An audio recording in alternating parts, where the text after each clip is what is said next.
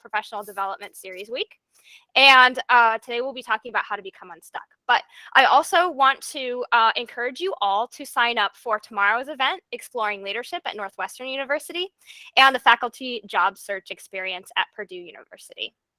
I also want to give a big shout out to the UW Postdoctoral Association, who we at Profound partnered with in order to bring you this awesome webinar. So if you're a postdoc at UW, you can see the weekly postdoctoral bulletin. And in that bulletin, you'll find a link to the Badger Slack channel, and you can join us there and you can see all of the events and meetings that we have. We have a lot of exciting things like mentorship and social events and award ceremonies. So if you're a postdoc at UW, then you can simply join us and be a part of the UWPA. All right, and from that, I will now pass it on to Shalini, and we will take it away. Thank you so much, Alyssa. Well, everyone, that's 76 people right now on this call. Welcome to our How to Get Unstuck seminar. At Profound, we know that time is our only non-renewable resource. It's the one thing that none of us can make more of. So we're really grateful to all of you who have chosen to spend this hour with us. To us, it really means that you're committed to investing in yourself, building your future, and hopefully partnering with us. Speaking of futures, let's kick things off with a quick exercise. To do this, you'll have to log on to this event on Slido using the QR code that's on the slideshow right now, or the link that my teammate has just dropped in the chat, I hope.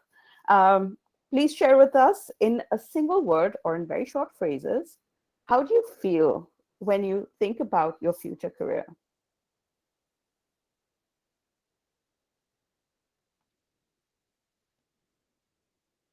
I'll rephrase the question. How does it make you feel to think about your future career?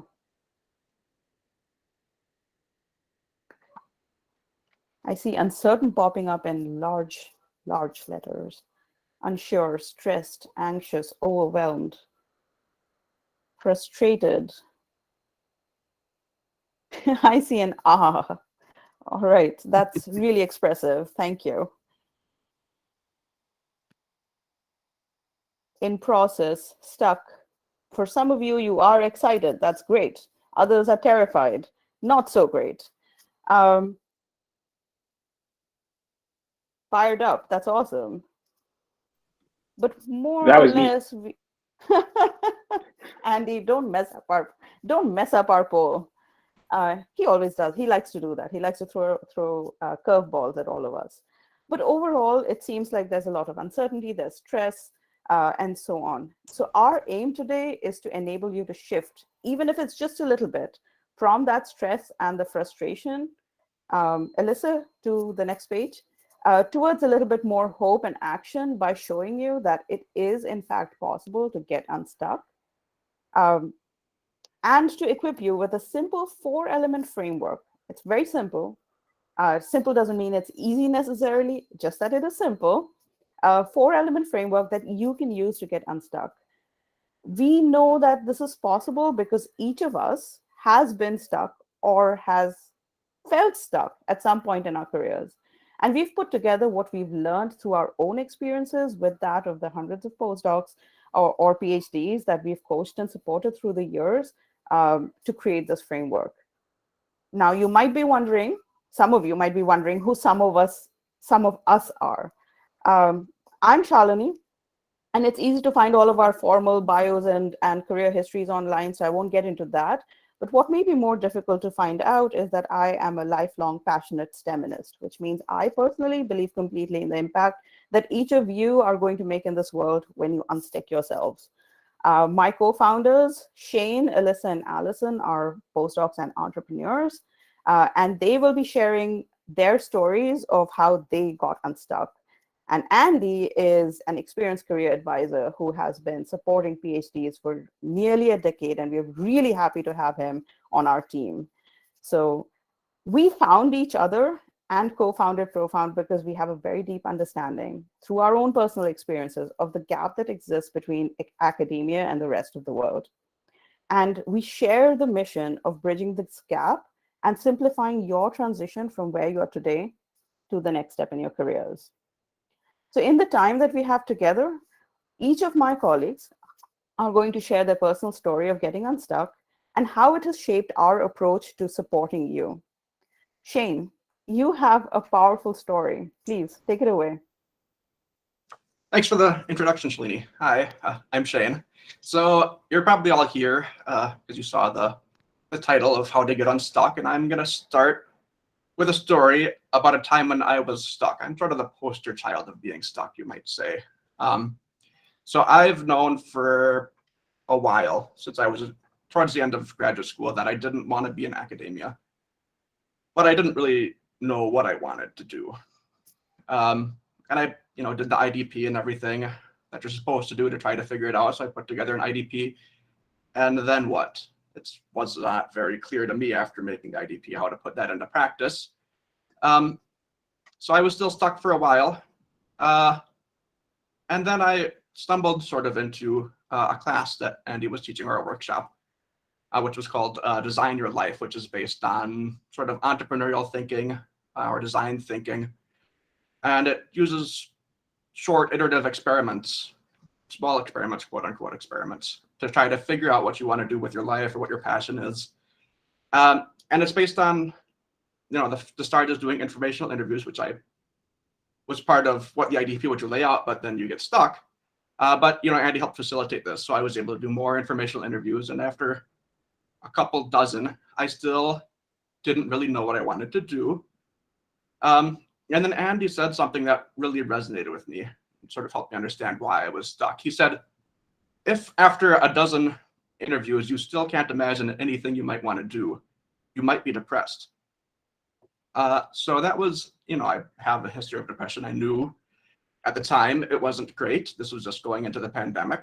But I hadn't thought about how my mindset might impact my career exploration sort of in that way before.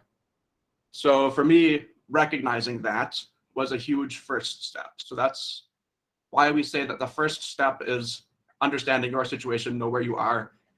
I want to preface that that's my story.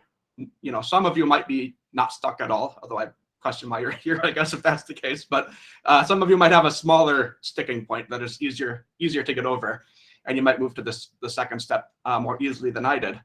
So that's your story, and you'll tell that story. But my story was I was profoundly stuck. And I first had to solve my internal problems before I could really make any progress moving forward. So that's the first step. And now I'll pass it off to Alyssa, who will tell us about step 2. Sure. Thanks, Shane. Hi, everybody. My name is Alyssa. And the story that I want to tell is about how the pandemic destroyed my postdoc experience. So, okay, I didn't go from a PhD straight to a postdoc. What I did instead is I went from a PhD into industry as a data scientist for a couple of years. And I really enjoyed it. Like, I really loved working in industry. I thought it was a lot of fun. But, one thing that really bothered me was I really, really missed the research questions that I had studied when I was in grad school. So I thought, you know what, I'm going to take these technical skills that I learned and go back into academia and apply those technical skills to study research and to try some other stuff. So it was a really difficult decision for me to make, but I decided to just take the plunge. So I went back into from industry to becoming a postdoc, and about 5 months had gone by, and I was like, oh, this is great. My plan is just to be a postdoc and to do all this great research. And then the pandemic hit. And all of a sudden, there was no more conferences in person. There was no networking in person. It was just me sitting in my house being like, what the heck do I do now? Like, I was hoping to get some sort of lab experience, all sorts of things. But, months had gone by, and months kept going by, and months kept going by. And I started to feel like I was like genuinely stuck, because I already knew that I didn't want to go into a tenure-track position. So as a postdoc, I was kind of like, well, wait, what am I doing here now? Like, sure, I get to do, I'm doing research papers, but I'm not really connecting with people. I'm just sitting here at my house during this pandemic, and I really started to panic because my funding was going to run out, right? And I was like, do I stay as a postdoc? Do I do something else? What do I do? Oh my God. So what I did was I was like, okay, I'm going to try to connect with people at the university because surely the university is a gigantic place and it's going to have a lot of resources. So I reached out to Andy. And what Andy said was, he was like, okay, look, why don't you think of many things that you want to do and think of different plans on how to pursue those multiple things at the same time. What that did for me is it gave me an entirely like large mindset shift. And what I realized is that my postdoc position isn't supposed to be training me for a tenure track position. I happen to be a postdoc trainee because I'm learning about the careers that I want to do. And in fact, according to the NIH and the NSF, as a postdoc, you're supposed to be spending most of your time in career development anyways. So I gave myself permission with Andy's help to decide to put a lot of different irons in the fire. So I did. So I started exploring all the different things that the university has to offer. So I started getting involved in entrepreneurship workshops. I tried my first idea, but then my first idea failed. But you know what? Because I had multiple irons in the fire, I felt that that was actually okay because it wasn't necessarily about fail or success. It was about learning. Like, what did I learn from the whole experience? So now I'm doing multiple things. I have tons of irons in the fires. I'm still working on my research. I love it. I'm working on Profound, which I absolutely love it. And I'm working on other projects as well, such as building different apps and exploring different technical skills that I can adopt. So it wasn't necessarily about success or failure in terms of my future, but I had this big mindset shift in order to think about, if I explore the world, what will I learn? So I know that not a lot of people, I know that not everybody has the same situation as I do. And I know that some advisors can be less, allowing of people like exploring different things. But what I want to do is I want to encourage you to take advantage of what the university has to offer. And I'm super passionate about helping other people explore the world, especially in Profound, because I want to help build a place where people can feel safe and comfortable to dip their toes in the water and start their own irons in the fire, just like I did. So with that, I'm now going to pass it along to Allie. Awesome. Thanks for sharing, Alyssa. Always enjoy hearing your story. So I'm going to talk a little bit about how I got to my postdoc position where I am today, and how important different things along that path were, specifically the storytelling aspect. So during graduate school, I went to a conference and I presented my talk. And as I'm sitting in talks that are similar to mine and similar topics, I'm kind of thinking, like, maybe this isn't the subject matter I want to pursue for the rest of my career. Maybe this isn't quite the right path for me. So I decided, hey, I'm gonna go sit in some talks, some sessions that aren't directly related to what I do, but they just sound interesting. So like Alyssa did, I kind of started exploring the world and within this conference at least. And so I'm at this conference and I'm wandering into a session about medical physics, and this professor from UW is talking, and I was just blown away. I am instantly sitting there going, oh my gosh, this is what I need to be doing. Like, this is what I want to research. This is what I want to pursue. How the heck do I get into this? And I think the reason I was so hooked in that moment was not only that the subject matter really spoke to me, but like it spoke to my interests, but that this professor who was presenting was such a good storyteller. He told the story of each project within his lab, and then each of the members that was involved, and how the whole group fit together. And he was a great communicator, a really great storyteller. And so by being the recipient kind of listening to that great story, my career was moved in a totally different direction. And so I felt that not only was he a good communicator and was doing this really interesting research, but also he seemed very approachable. And so I just went to him and I asked for help. And I said, what can someone like me with my background and what can I do during graduate school to prepare to get into this field of medical physics upon graduation. Because right now I don't do medical physics. I won't have my PhD in that. Like, how do I get into this field? What should I be doing to prepare and whatnot? And so by sharing my story with him, I was able to gain a great mentor. He was able to provide me with some great advice. And as we continued to, share our stories and experiences, and he continued to sort of offer some guidance and advice, I eventually decided that I really wanted to work with him directly. And so I was eventually able to network my way into a postdoc position with him, which has been working out swimmingly so far. So again, by being the recipient of such a great story, it really shifted my career. And so I've told myself that I want to become as good of a storyteller as he is, which is a tall order because he is very good at that. But I also want to continue to listen to other people's stories. And so as I figure out what's next for me after this postdoc, I'm really focusing on listening to lots of people's stories and exploring the world in that way.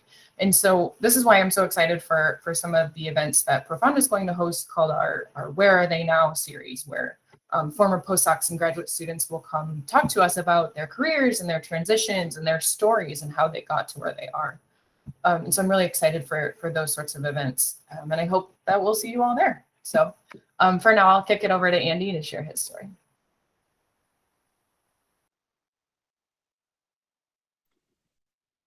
Thank you. I love these stories. My story is about connecting with people. In 2013, I was in Chicago, and I had no idea that I would eventually end up working with postdocs at the University of Wisconsin like I did. But in 2013, me and my partner had a two-body problem. We were living in Chicago, and we were trying to relocate to Madison for family reasons. And I was pretty sure that I could get a job at the University of Wisconsin, no problem. I have years and years and years of career development experience. The University of Wisconsin is an enormous university with lots of career development things going on. I really felt it would be very easy. My partner was more nervous about the transition. She was more afraid about the move. Well, guess what happened?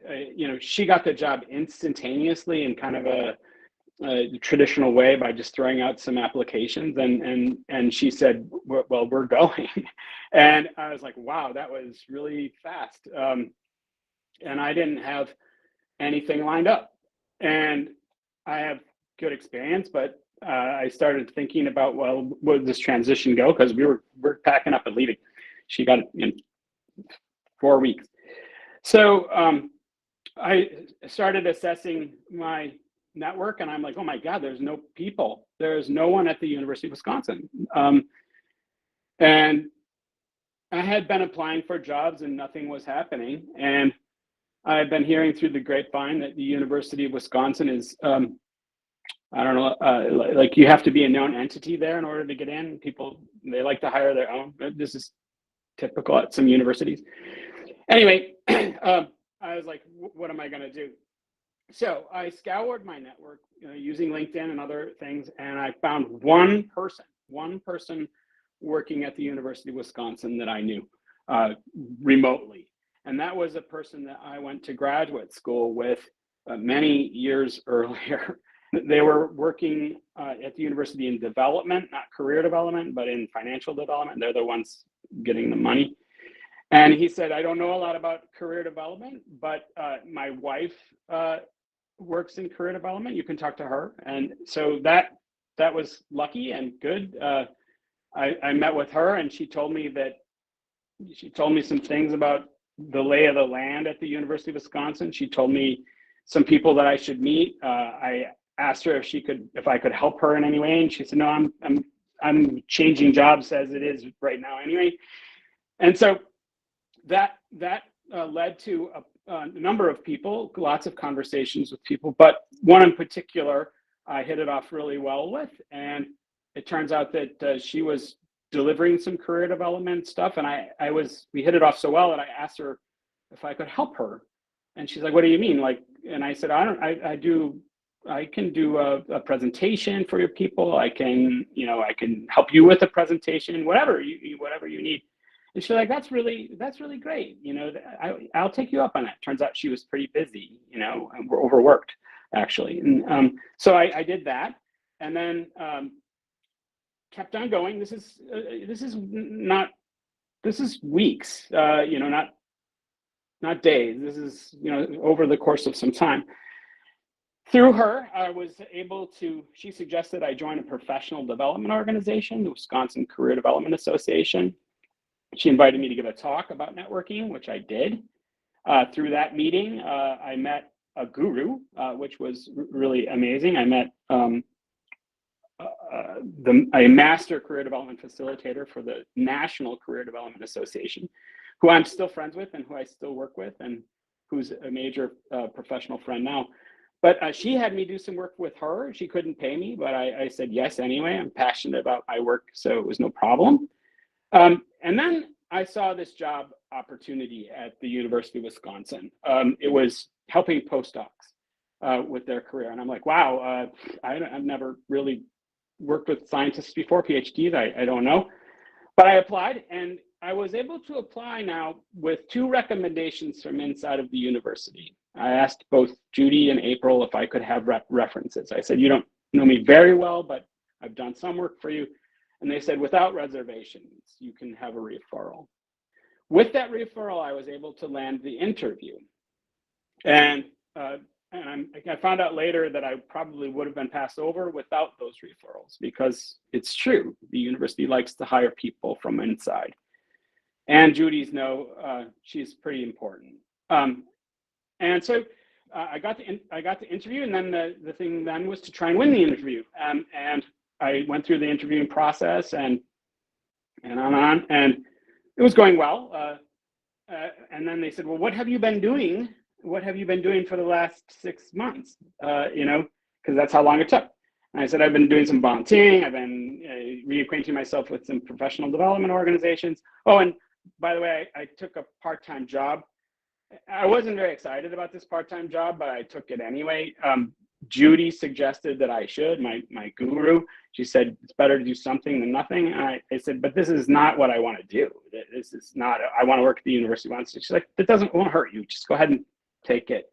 The job was providing career development for a for-profit company that helps people who are unemployed. And I really wanted to work at the university.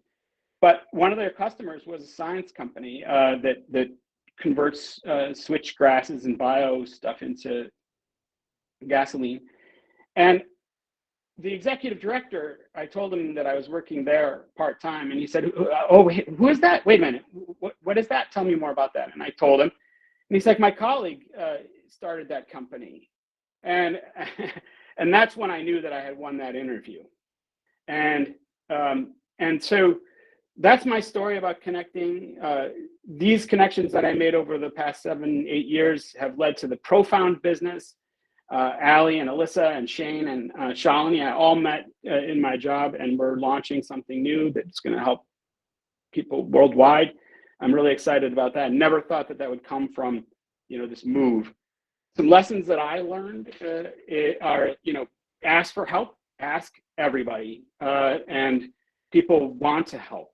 The second thing is, after years and years of working for very little money as a postdoc, you probably don't want to volunteer, but if you love what you're doing, it's not that hard. Go for it.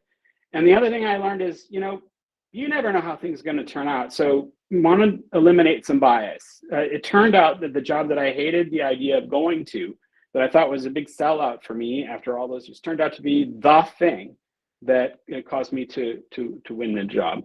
So that's my story about getting unstuck. It has to do with people, connecting with people.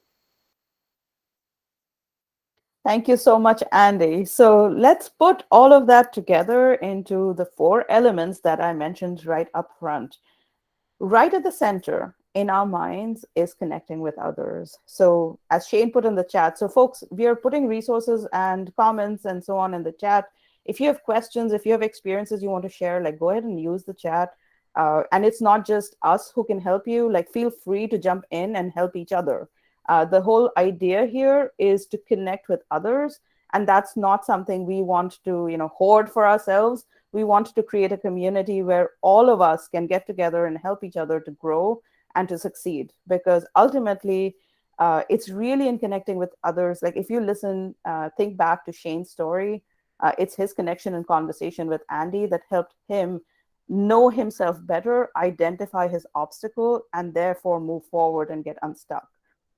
If you listen, think back to Alyssa's conversation, Andy was one of the major connects, but every one of her projects involved connecting with others, sharing her story with them, and then exploring a variety of things that helped her move forward and have multiple irons in the fire.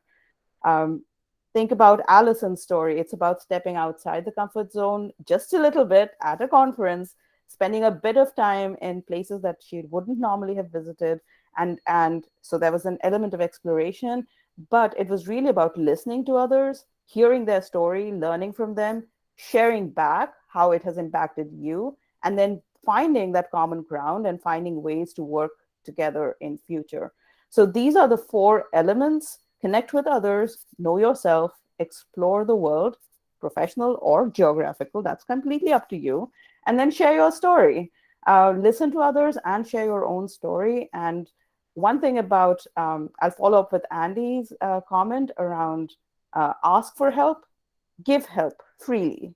The more you help others, the more goodwill you gain, the more you learn, and the stronger your network gets. So with that, I'd like to take the opportunity to invite all of you to connect with each other in breakout rooms. I believe we can have 15 minutes, so we'll put you in breakout rooms.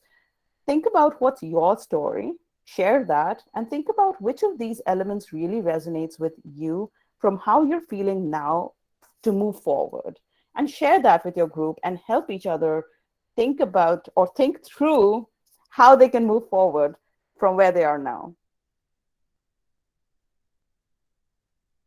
So Shane, are we ready to go into breakout rooms? Yep, I will send us off right now. I'm gonna put a timer on this, sorry.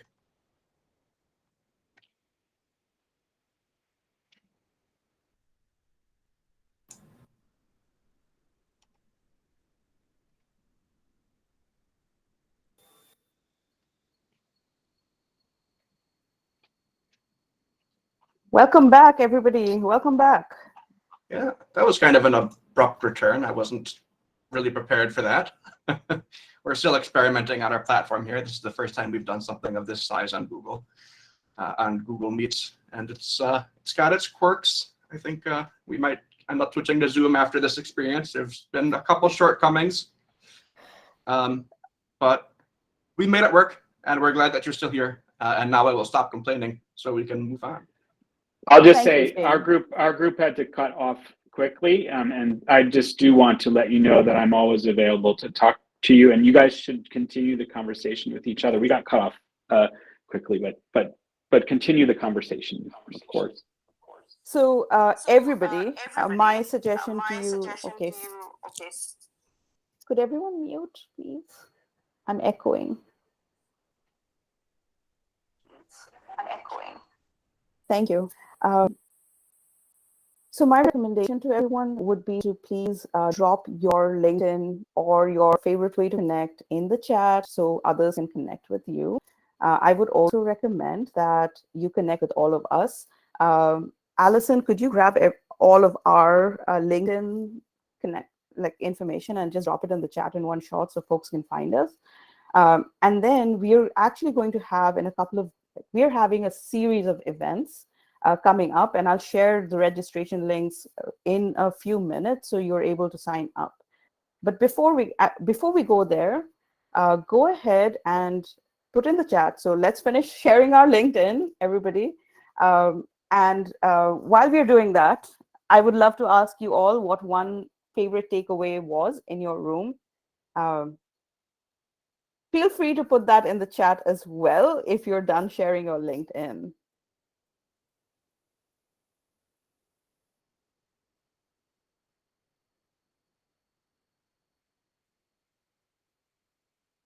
So everybody here, I hope the one thing that you did see in your rooms is that there are a lot of people looking for the kind of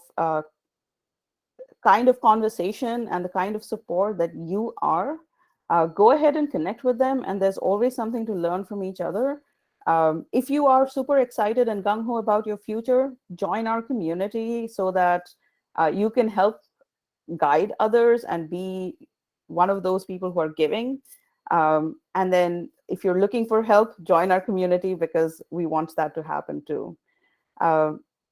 Again, go ahead and put in the chat, what was one takeaway that you got from your room?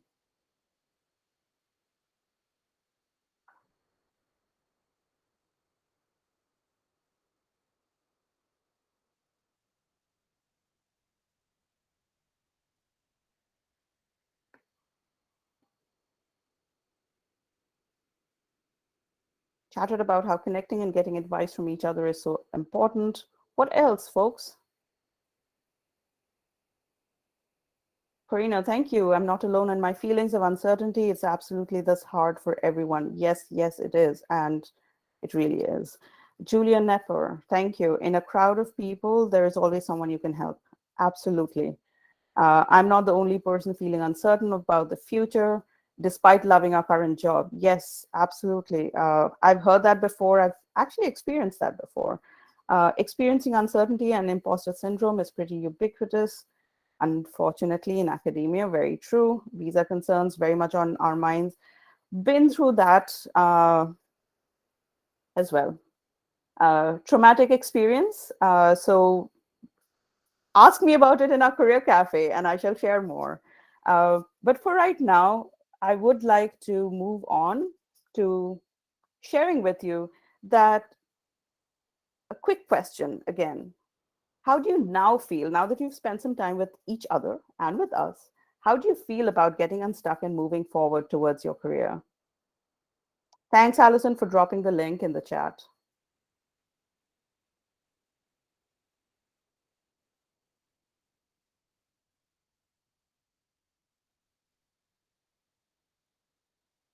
Again, give us one word, give us a phrase.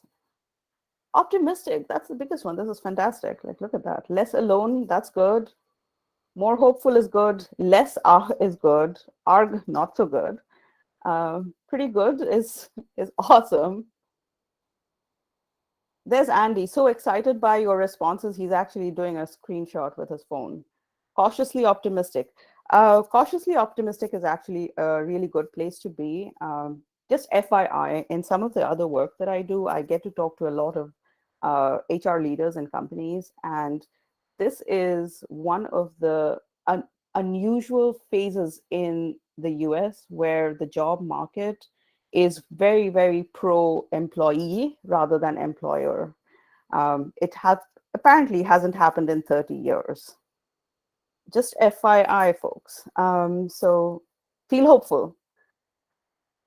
So this is great. And I feel really proud that we were able to, in this short 60 minutes time that we have, help you move from all of that stress to just feeling more optimistic, less alone, more hopeful, finding people to connect with. And this is exactly what we want to do with Profound. Create that community, create that space, so all of us can continue to move in the right direction with our lives, with our emotions, with our mental health, with our wellness, all of that. And so, Alyssa, if we could move on, we do hope to continue to support and guide you so you can continue to make these critical shifts and take on your future. We are adding more and more services almost every day. Like you've seen our team, and we have new ideas all the time, more ideas than we can handle, honestly.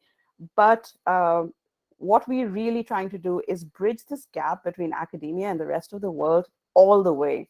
Unlike most other groups or communities that support the career development of PhDs, we want to walk with you all the way till you have negotiated and accepted an offer. And that's what we are building towards.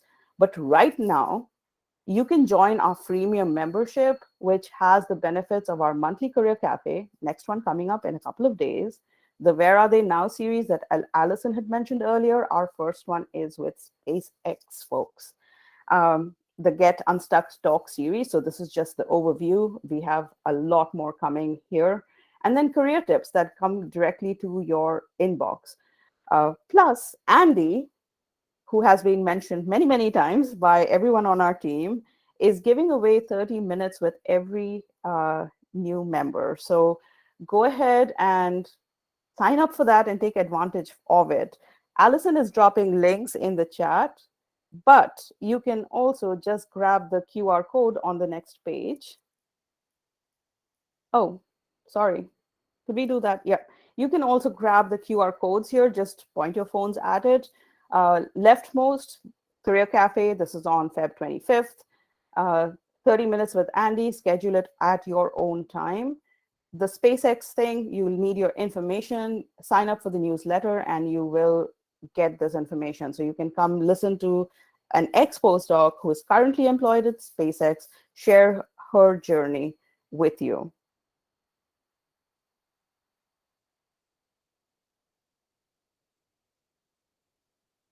Nancy, this is really great. So some of you are already connecting with each other. And Nancy, thank you for giving Dennis the feedback that you just did.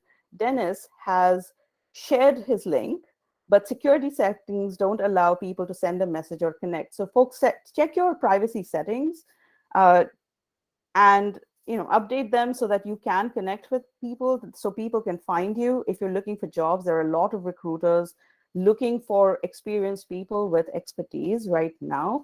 If they can't find you or reach out to you, it kind of beats the purpose of being on LinkedIn. So go ahead and change review your settings. I know that sometime in the future, we will be having a session on LinkedIn. We don't have a date yet, but go ahead and connect with us. And if there are tips and tricks, we can definitely share those with you. We only have 4 minutes now for today, but I would encourage all of you to please come to our Career Cafe or come to our SpaceX event, but definitely sign up for our newsletter so you can stay updated, stay part of the community. And as we build out Profound, you can have a say in what you need and how we can best support you. And I think I speak for every one of my colleagues here when I say that we are all open to talking with you and supporting you in any way that we can. So just, reach out.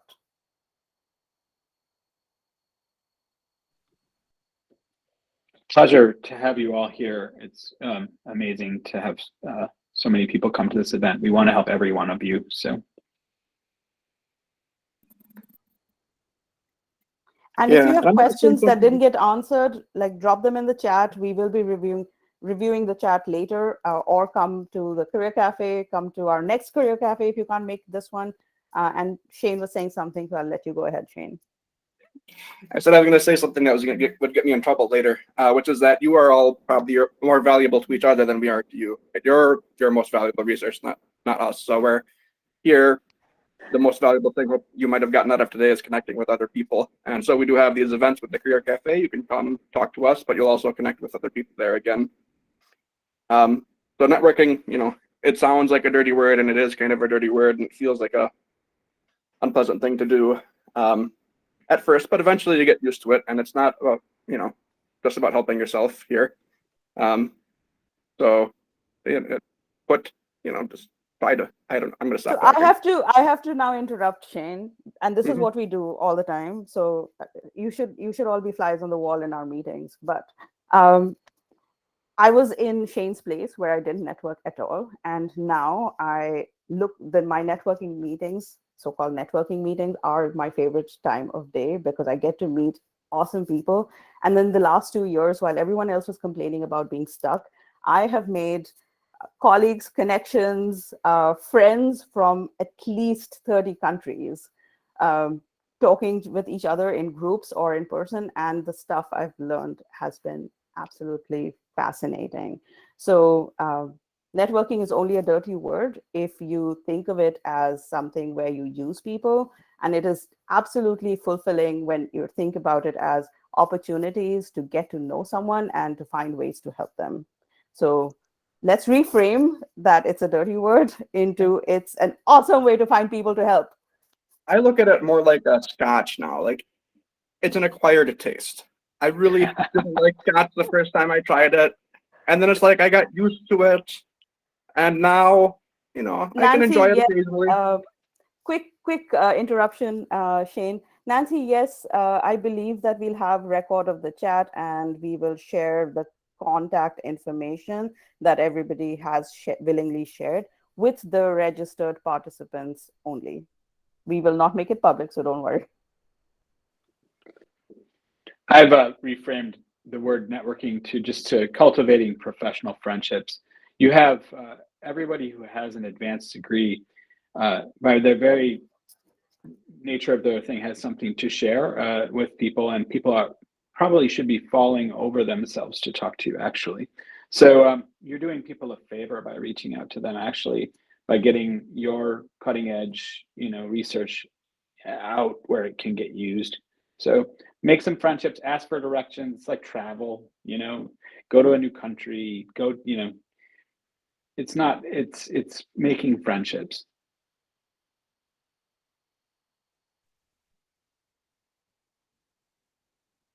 Yeah, and actually, I felt nervous when I first started doing the informational interview thing, right? Because you're reaching out to people you don't know, and it feels like an imposition. But to me, on the receiving end, it's like, kind of you're doing me a favor by reaching out, right? So I mentioned before, for example, that I've had dealt with depression in the past, but even like in the darkest times, the most fulfilling thing for me is helping other people. So if nothing else, when you reach out to me, you help me. So, and I might be a little bit on the extreme, but most people enjoy helping other people. Was the point of that story.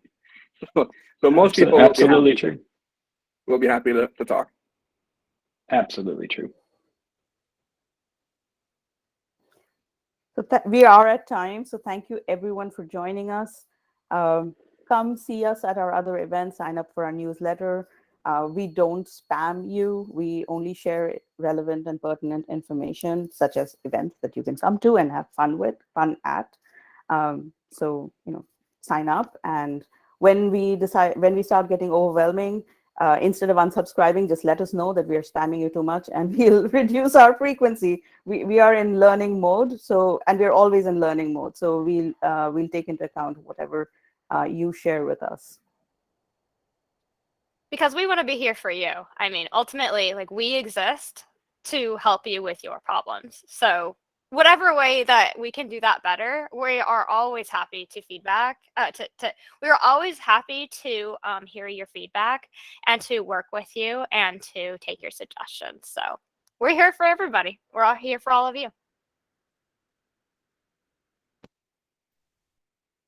And we don't want to force you to stay, but if you're still here and you have questions, I think some of us have time to stick around if you had questions that you, wanna toss at us. I can stay for a minute. I know Shalini's, it's really late for her, so I don't want to obligate her to stay if she. I'm not obligated, but I'm going to share with all of you that in a virtual event, the findings show that you have to stay quiet for 11 seconds in order to allow somebody else to actually speak up. So let's just do that. And if nobody does, then we'll say goodbye.